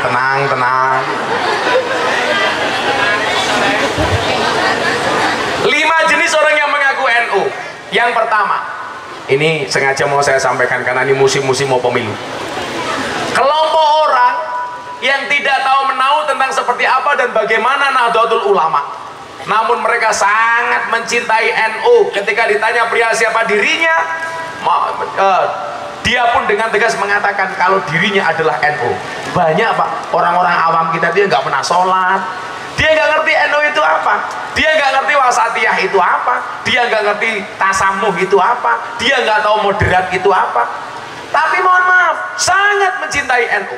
Saya pengajian di Jambi, di tengah-tengah lapangan, mereka kumpul dari jam 8 pagi, saya datang jam 12 siang. Menurut saya mules Pak, saya masuk ke rumahnya warga karena di lapangan nggak ada toilet. Itu ada rumah, gambarnya itu gambar saya full dengan semua pose, terus ada gambarnya NU. Begitu saya keluar, saya tanya, Bu, ini rumah siapa? Rumah saya. Yang masang gambar saya dan NU itu siapa, Bu? Suami saya. Saya tanya, suamimu santri? Bukan, Gus. Suamimu kiai? Bukan. Suamimu orang baik? Bukan. Suami saya itu preman paling besar di kampung ini, tiap malam pekerjaannya mabuk. Tapi dia sangat mencintai NU. Tiap malam dia melihat YouTube-nya Gus Miftah. Ini menunjukkan apa? Dia nggak ngerti NU, tapi sangat mencintai NU. Ketika saya tanya, kenapa suaminya ibu senang sama NU dan Gus Miftah? Dia senang. Pengajiannya Kiai NU itu asik, fleksibel, tidak mengharamkan apa-apa, nggak gampang menggurui, nggak gampang mengkafir-kafirkan, nggak gampang meneraka-menerakakan, nggak gampang mengharam-haramkan. Bahkan kalau Gus Miftah tuh mengaji sama pemabuk di lokalisasi, di klub malam. Kalau saya punya prinsip Pak, kulla syai'in idza kasura rahusa ilal adaba. Segala sesuatu itu kalau jumlahnya banyak pasti murah kecuali adab. Kalau adab semakin banyak semakin mahal. Tapi kalau kamu pengen jadi yang mahal gampang, jadilah yang sedikit. Barang itu kalau sedikit langka, kalau langka antik, kalau antik harganya mahal. Kiai itu banyak, yang ngurusi lonte jarang. Siapa? Gus Miftah. Berarti Gus Miftah kiai Lonte. Kiai mahal Pak, kiai lonte keprima. Cangkem kiai lonte.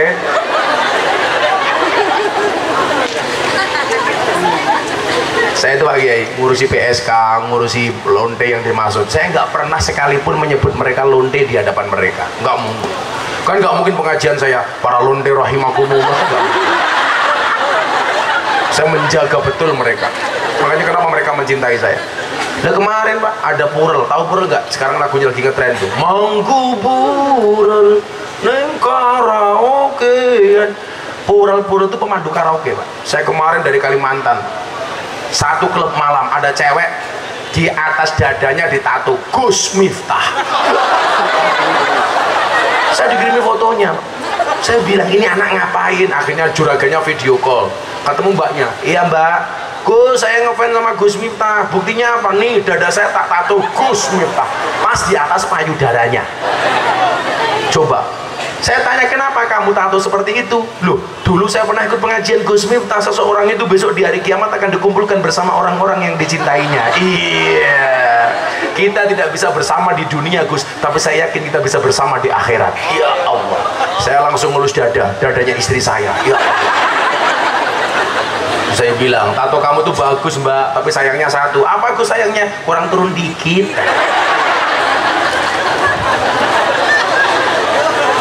Yes. Ini banyak orang yang tidak kenal NU tapi sangat mencintai NU. Kelompok pertama.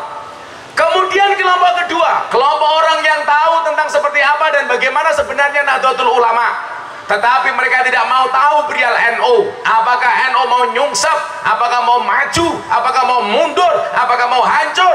Mereka tidak peduli dan mereka pun juga mengaku sebagai NU.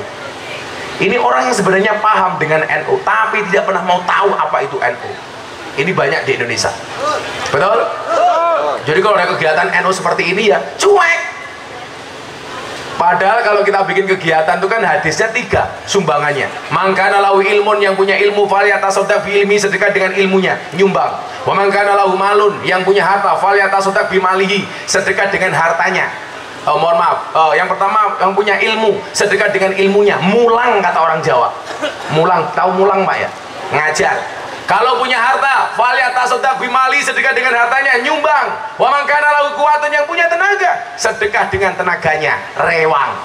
Jadi kalau ada acara seperti ini, itu iurannya cuma 3. Yang punya ilmu mulang, yang punya harta nyumbang, yang punya tenaga rewang. Jangan jadi yang nomor 4, nggak mulang, nggak nyumbang, nggak rewang, cangkeme cerewet. Ada yang seperti itu? Orangnya juga datang, duduknya juga di depan, biasanya jilbabnya hijau.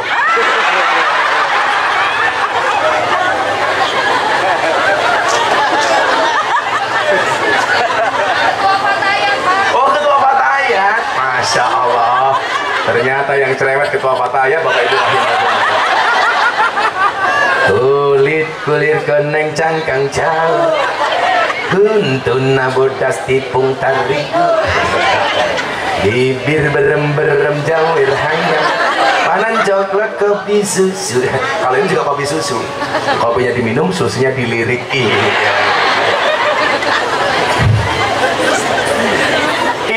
Yang tahu NU tapi nggak peduli dengan NU. Kemudian yang ketiga, kelompok orang yang hanya sekedar ingin memanfaatkan kebesaran NU demi untuk mengejar popularitas dan ambisi pribadinya dalam urusan jabatan, tetapi sesungguhnya mereka ini tidak pernah peduli terhadap NU. Politisi dan politikus serta calon penguasa, slogannya biasanya adalah menghidupi NU, padahal hanya sekedar mencari hidup dari NU. Betul? Terutama mau masuk musim politik, mendadak NU. Betul? Kalau mau nyalon sowan kiai, begitu jadi lupa dengan kiai. Betul? Itulah bedanya pilkada dengan pilkabin. Pilkada kalau jadi lupa, kalau pilkabin lupa jadi.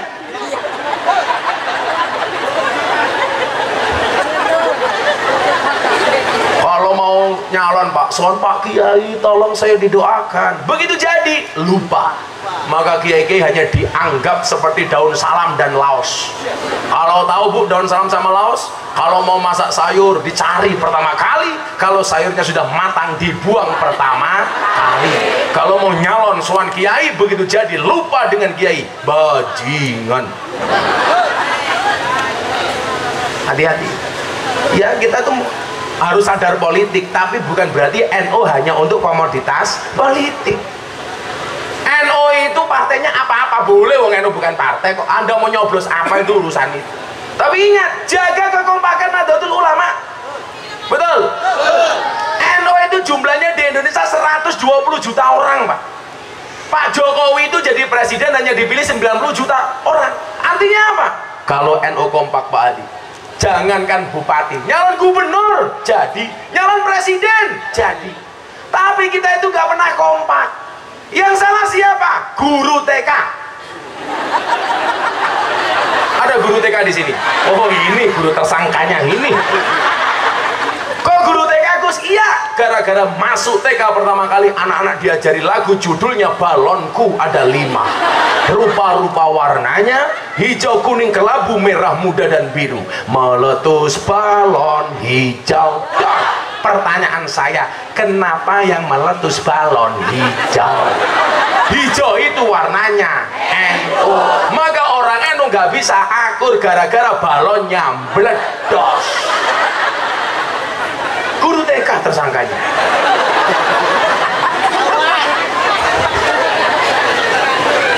Walaupun dulu kiai saya bilang, nah kalau kamu cari istri, carilah istri yang profesinya guru. Loh kenapa kiai? Kalau kamu punya istri guru enak, nah kamu masuk kamar ditanya sama istrimu, papa masih ingat pelajaran kemarin? Iya. Kamu jawab, nak lupa mah. Langsung istrimu bilang, ulangi lagi papa. Guru TK, jangan nyanyi lagu Balonku ada 5. Ngapain? Kita itu kalau kompak Pak susah. Saya dulu berharap, saya ceramah di gereja, saya dibully mati-matian. Saya berharap kawan-kawan saya NU membela. Ternyata enggak, malah saya dibantai. Karena kita nggak bisa kompak. Saya dibantai bukan karena beda pendapat, tapi karena beda pendapatan. Bukan masalah nasab, masalah nasib. Kalau ngomong nasab, saya sampai urutan 18 mbah saya hafal. Hafal saya, Bu. Coba kita banyak yang nggak hafal, hanya sampai 5 orang di atasnya. Saya sampai mbah saya 18 hafal, Pak. Coba saya ngomong jenengan itu. Miftah Maulana Habibur Rahman, Muhammad Muradi, Muhammad Boniran, Muhammad Usman, Kiai Jalal Iman, Karyonawi, Madarum, Kiai Ilyas, Muhammad Besari. Berapa? 9. Muhammad Besari punya bapak Anom Besari, makamnya di Caruban. Muhammad Besari itu makamnya di Ponorogo. Anom Besari punya bapak namanya Abdullah Mursad, makamnya di Kediri. Abdullah Mursad punya bapak Raden Demang, punya bapak Pangeran Demang, punya bapak Panembahan Praworo, punya bapak Susuhunan Wirasmoro, punya bapak Sultan Trenggono, punya bapak Raden Patah, punya bapak Prabu Brawijoyo. 18. Tapi saya malu kalau ngomongin mbah. Makanya dikatakan apa? Wasyadul alamina dawil khumuli idza fa'akhartahum dzakarul jududa. Generasi yang paling jelek itu generasi yang senantiasa membangga-banggakan mbahnya. Kalau ada orang hebat dia mengatakan mbahku lebih hebat daripada orang ini, tapi di saat dia ngomong seperti itu dia bukan siapa-siapa. Dan generasi yang paling hebat itu siapa? Wa khairul alamina dzu hasabin qadimin aqama li nafsihi hasbang jadida. Ini baru generasi yang top. Makanya kamu jangan bangga kalau bapakmu besar. Yang besar bapakmu, yang punya pondok bapakmu. Kamu bukan siapa-siapa. Makanya dulu ketika saya mau dipek mantu, mau diambil mantu sama kiai besar, saya menolak. Jangan kiai, saya nggak usah dipek mantu. Jangan diambil anak mantu. Karena saya mikir Bapak Ibu, kalau mertua saya orang besar, saya beban mental. Kalau saya besar, orang-orang Majalengka akan bilang lumrah Miftah bisa besar. Kenapa? Karena punya mertua besar. Kalau saya nggak bisa besar, orang akan mengatakan gobloknya Miftah. Kenapa mertuanya besar, mantunya tidak jadi besar? Maka waktu itu saya berdoa, ya Allah, saya pengen mendapatkan mertua yang biasa-biasa saja. Bila perlu gampang tak bohongi.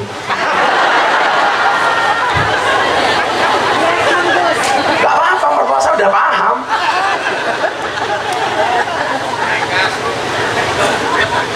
Hadi macam-macam tak ajar kamu. Saya dulu ikut mertua itu Pak, ngenes. Mertua saya itu rumahnya hanya RSS, SS, SS, SS. Rumah sangat sederhana sekali sehingga selonjor saja susah.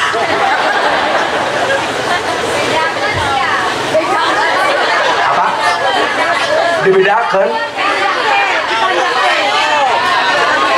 Dibilangin, silakan ngomong sama mertua saya. Hari ini dia bangga menantuku Gus Miftah. Makanya cowok-cowok begitu. Kalau ada orang menertawakanmu dengan kegagalanmu, maka kamu harus bisa menertawakan mereka dengan kesuksesanmu. Kamu jangan insecure dengan masa depanmu. Ingat, masa depan itu seperti sekumpulan tempe. Artinya apa? Nggak ada yang tahu.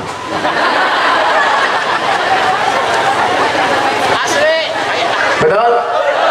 Itulah bedanya tahu dengan bokong. Tahu dibalik tetap tahu, bokong dibalik jadi. Pak Kiai ketawa, tahu. Masih punya istri Pak Kiai? Udah nggak ada? Oh masih ada? Masya Allah. Awet, rahasia panjang umur Kiai. Illa wahid, illa wahid. Illa wahid, illa wahid. Wah, rahasia panjang umur menurut Pak Kiai, istrinya cukup satu saja. Illa wahid Pak Kiai. Ilal jannah. Ilal jannah. Allah paling Pak Kiai ngomong seperti itu karena direkam kamera. Coba kalau di belakang panggung, Isnen goes, zit goes. Oh, soalnya muridnya Pak Kiai. Oh, pantes.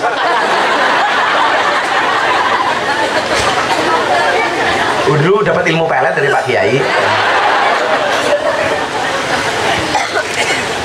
Kemudian yang keempat, kelompok orang yang sesungguhnya mereka ini sangat membenci NU, tetapi karena ingin mencari selamat dan aman sehingga mengaku-ngaku sebagai NU. Hati-hati. Sekarang bukan NU, wah gayanya bikin musabaqah membaca kitab kuning. Betul? Ini orang yang sebenarnya benci dengan NU. Hati-hati, orang kualat ini besok. Padahal mereka benci dengan NU, benci dengan tahlilan, benci dengan sholawatan, benci dengan yasinan dan lain sebagainya. Naudzubillah min dzalik. Kemudian kayak dulu kan ada tuh Pak, sebelum kemarin muktamar NU di Lampung, ada orang yang sama sekali bukan NU, katanya diminta jadi ketua umum NU. Mau saya sebut namanya, Hidayat Nur Wahid. Ngaku-ngaku diminta menjadi ketua umum PBNU. Siapa yang minta? Wah, aku yang mending milih Sholihul Hadi. Jelas perjuangannya untuk NU. Betul Hadi? Tapi pesan saya satu Pak Hadi, kamu boleh pakai jas NU, boleh pakai peci NU, boleh pakai baju NU, pakai kaos NU. Tapi saya nggak setuju kalau ada sarung, ada gambarnya NU. Saya tersinggung. Coba kalau kamu pakai sarung NU Mas, kamu ngising nggak dilepas sarungnya, itu kan gambarnya NU, kok nyawang bokongmu, udah kencingnya nggak cebok, pakai sarung NU. Saya nggak setuju Pak. Saya itu paling nggak berani Pak pakai atribut-atribut NU. Alasan saya sederhana, saya nggak bisa menjaga marwahnya NU. Apalagi kita gampang banget nulis kalimat tauhid la ilaha illallah Muhammadur Rasulullah di kaos. Masuk toilet kaosmu nggak kamu copot, itu namanya menistakan kalimat tauhid. Betul? Jadi pesan saya kayak Pak Hadi, kalau pakai jaket jas seperti ini, kalau masuk toilet tolong dicopot, menjaga kewibawaan NU. Lah kalau sarung kan repot. Masa Hadi pakai sarung, copot dulu.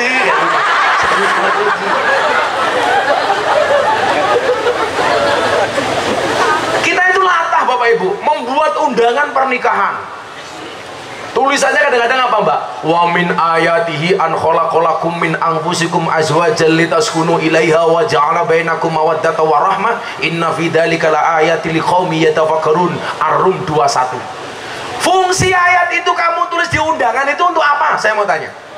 Padahal undangannya kalau dibaca biasanya dibuang. Berarti kamu melecehkan ayat Al-Quran. Betul? Gak usah lah, supaya kelihatan islami Gus. Lah kalau mau kelihatan islami lagi gampang. Besok kalau kamu didandani wajahnya kayak kubah masjid. Bukan ayatnya kamu eksploitasi. Mau bikin undangan itu yang simpel saja. Mohon kehadirannya atas pernikahan Sholihul Hadi dengan siapa bojone Rane ya? Bojone siapa? Siti. Oh, ada lagi Siti namanya Yeti. Oh Yeti, kamu bilang Siti, ayo. Hadi istrinya 2, ayo.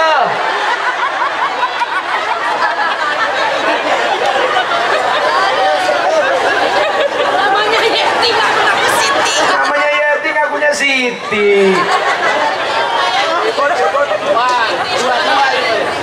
Saya curiga sama Hadi. Jangan-jangan istrinya 2. Padahal Pak Kiai bilang ila wahid faqat, ila wahid faqat. Saya itu punya pengalaman ila wahid ya. Jadi saya dulu pas haji umroh itu di depan Ka'bah ditanya sama askar polisi Arab, min aina jita? Jitu min Indonesia. Dari mana Anda datang? Saya dari Indonesia. Ditanya kam zaujatan lak, istrimu berapa? Ila wahid faqat. Dia bilang goblok ente.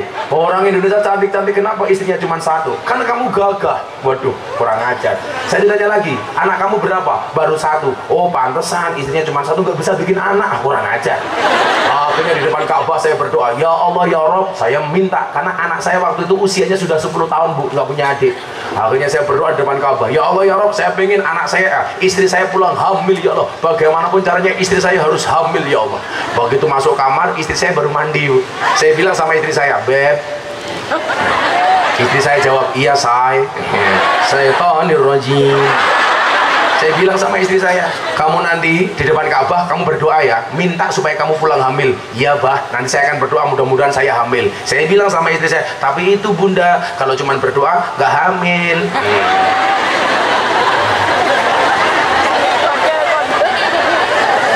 Hadi, Yeti apa Siti? Bingung jawabnya.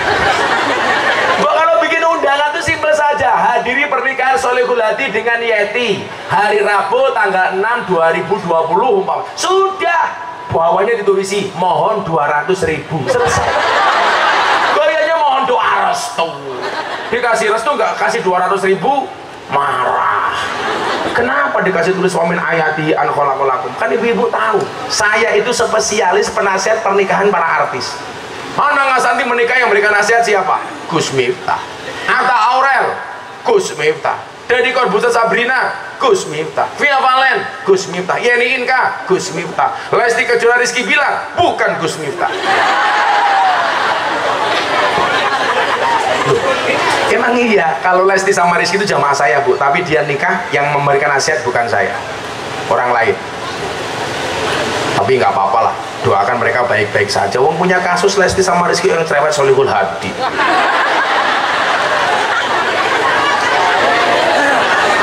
Kenal lagi.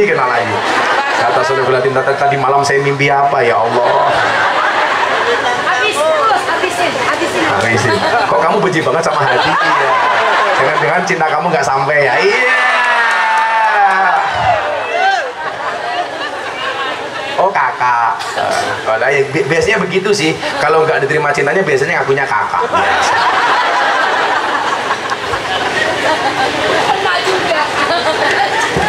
Ya Allah, hati.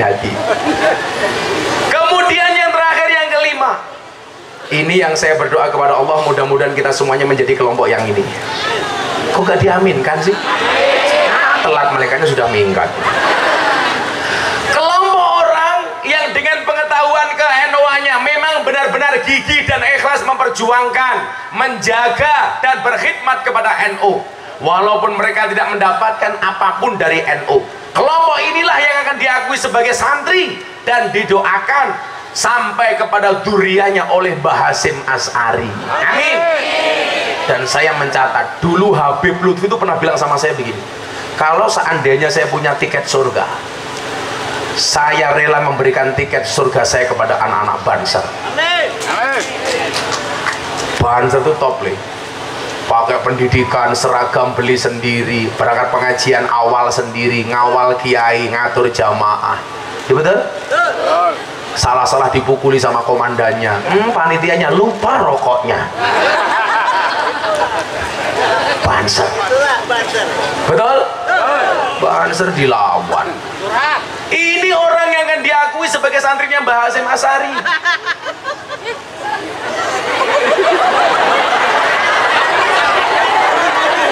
Ini Mas Zainal, ini teman saya sekolah di Bustanul Ulum di Lampung sana, Mas Zainal Alimin.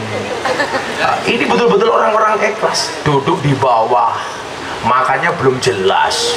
Makanya Banser itu undang-undangnya satu, berani mati tapi jangan sampai lapar. Disegani. Untuk apa disegani kalau nggak ada lauknya? Jadi Bapak Ibu, kita nggak bisa menghidupi NO, tapi yang benar adalah kita berkhidmat kepada NO.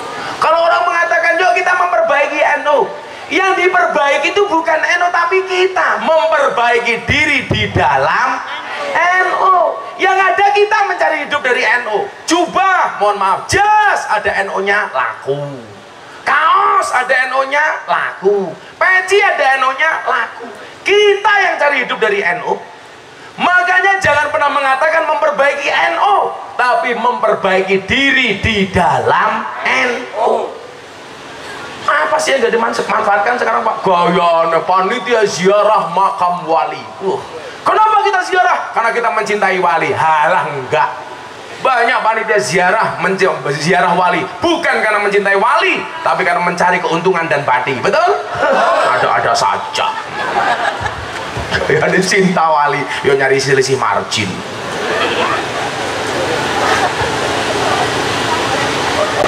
Kayaknya ibu moto saya pakai flash, HP ini cross saja gaya.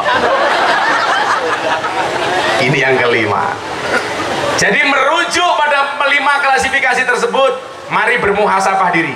Kira-kira kita termasuk orang NO yang jenis mana? Jawabannya ada diri kita masing-masing. Yuk selawatan yuk. Minta lagu apa? Ya lagunya orang NO aja yuk. Lagu yang sering saya populerkan, Saben Malam Jumat. Yuk flashnya dihidupkan bareng-bareng untuk NO. Mudah-mudahan NO di abad kedua semakin bersinar. Amin. Bawa HP semuanya Bapak Ibu. Yang bawa HP-nya dihidupkan temannya Gus Miftah, yang gak dihidupkan temannya Samsudin. Oh tenang.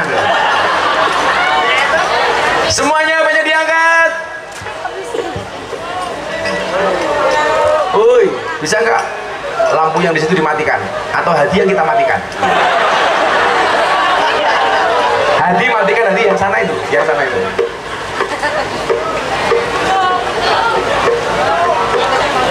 Bisa nggak di?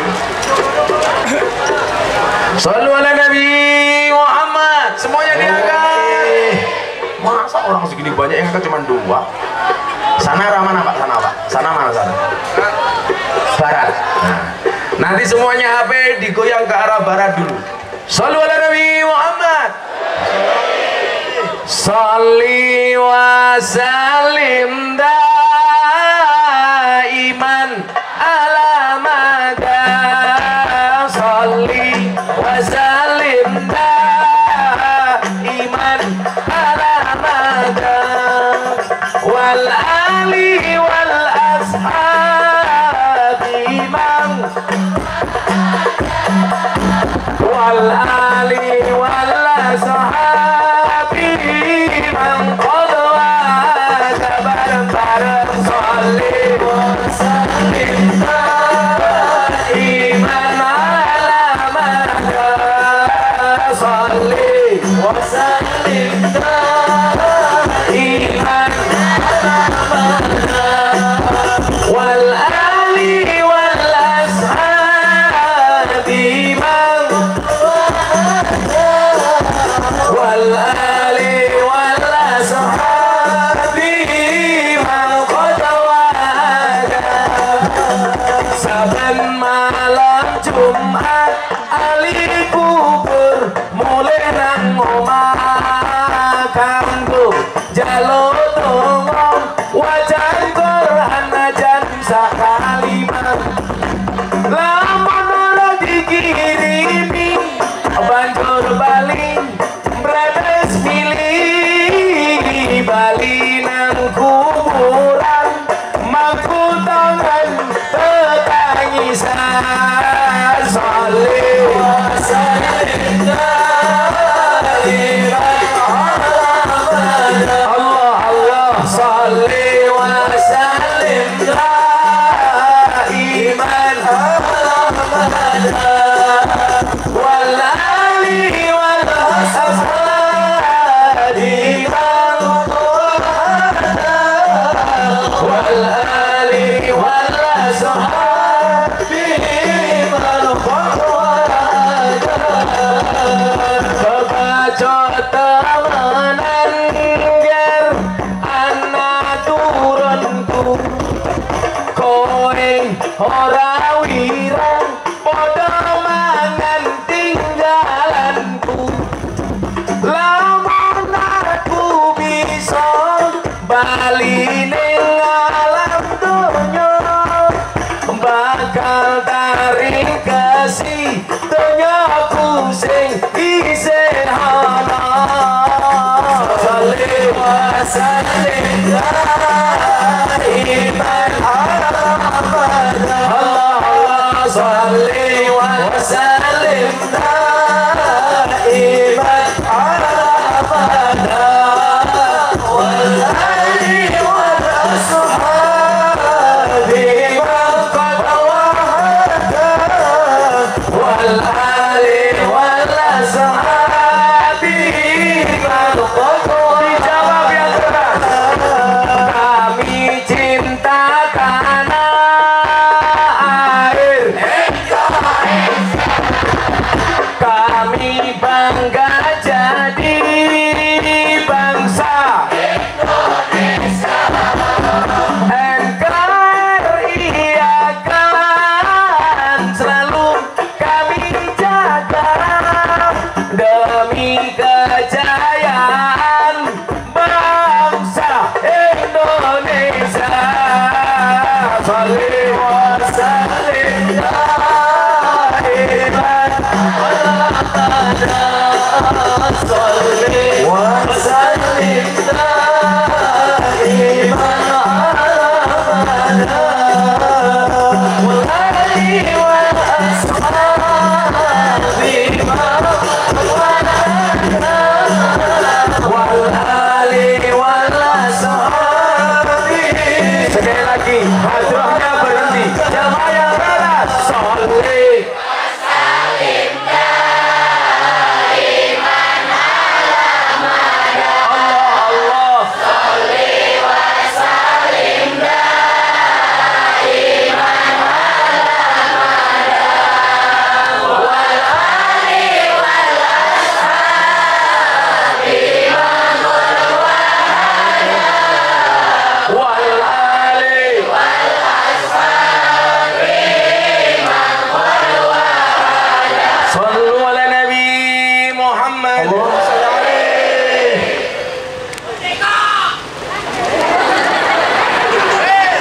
Yang teriak merdeka itu pasti masuk surga.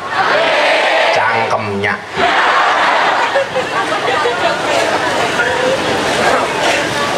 Bapak Ibu, saya ingatkan dalam satu hadis riwayat Abu Dawud, Rasulullah Muhammad SAW yang kira-kira redaksinya begini: sesungguhnya Allah Subhanahu wa Ta'ala mengutus bagi umat ini pada setiap pengunjung 100 tahun ada seseorang yang memperbarui agamanya. Itu hadis riwayat Abu Dawud. Maka kita hanya bisa minta sama Allah, berdoa bareng-bareng kepada Allah. 100 tahun Nahdlatul Ulama, masuk abad kedua Nahdlatul Ulama, akan semakin banyak ulama-ulama NU yang menjadi mujaddid untuk menjaga keberlangsungan Ahlus Sunnah wal Jamaah. Sudah jam 2:30, pengajian selesai. Barokah doa dari Pak Kiai.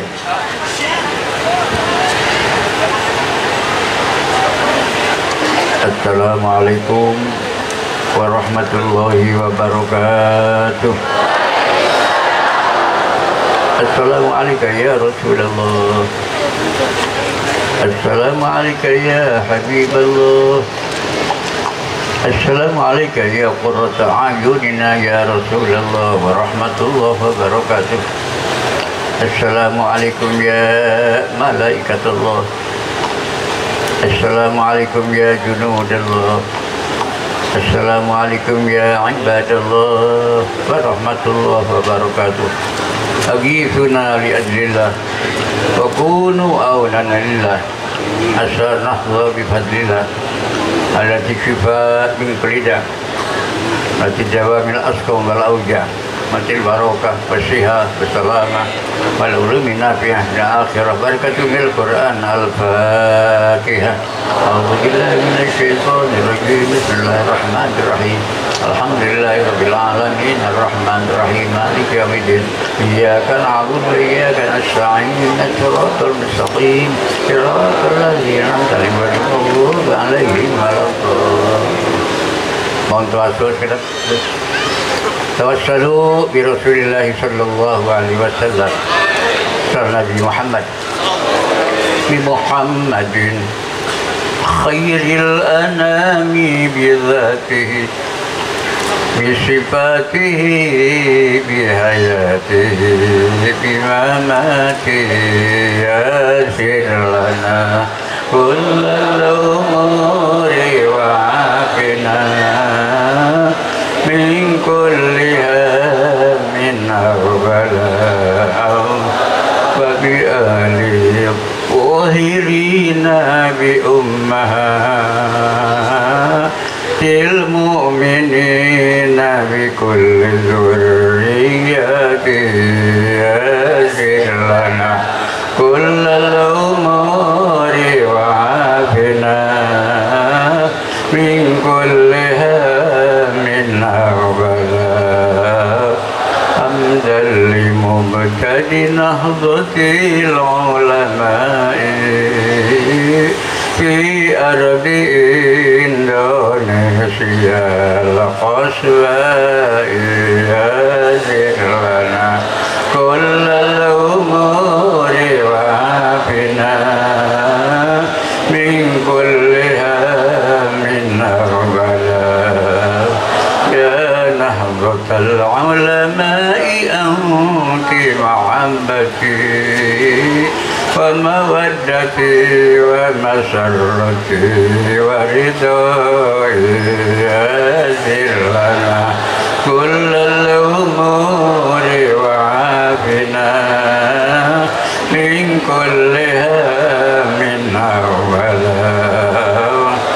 Ya Rabbi wafiq wansuran ulama'aha nasran lidinillahi fil khaswa'i yasir lana kullal umuri wa afina min kulli hammin arbala. Allahumma birahmi karimna dukhna maulana Muhammad amin ya rabbal alamin. Alhamdulillahirabbil alamin. Hamdan yuwaffi ni'amah wa yukafi mazidah ya rabbana lakal hamdu kama yanbaghi lijalikal jalali wa azimi sultan. Allahumma shalli ala sayyidina Muhammadin fil awwalin, shalli ala sayyidina Muhammadin fil akhirin, wa shalli ala sayyidina Muhammadin fil nabiyyin, wa shalli ala sayyidina Muhammadin fil mursalin, wa shalli ala sayyidina Muhammadin fil muqarrabin, wa shalli ala sayyidina Muhammadin fil mala'il a'la ila yaumiddin. Allahumma shalli ala sayyidina Muhammad wa ala alihi bi adad al-rizqi wal futuhat ya basitul ladzi yabrizqu liman yasha' وابسط علينا رزقا واسعا طيبا حلال بركا من كل جهة خزائن غيبك بغير منة وبرحمتك. اللهم طول أمورنا وصحيح أجسادنا واقض جميع حاجاتنا أكثر أموالنا وأولادنا وجماعتنا كل جماعة نهضة العلماء وتلاميذنا وتلاميذتنا خصوصا تلاميذ وتلاميذنا penerus Nahdlatul Ulama wa habibna linnas ajma'in wa habibna linnas ajma'in wa taba'adil adawata kullaha min bani Adam alayhis salam man kana hayya wa yahiqqal qala kafirin wa qul ja'al haqq wa zahaqal batil innal batila kana zahuqa nazzilu minal qur'ani ma huwa shifaa wa rahmah wa la yazidu ma khasara al-maj'al jam'ana hadha jam'an marhuma jam'ana hadha jam'an mubaraka jam'ana hadha jam'an ma'suma jam'an mahdiyan birahmatika ya arhamar rahimin. Rabbana ighfir lana wa liwalidayna warhamhuma kama rabbayana shighara warhamhuma kama kasihkan kedua orang tua kami ya Allah.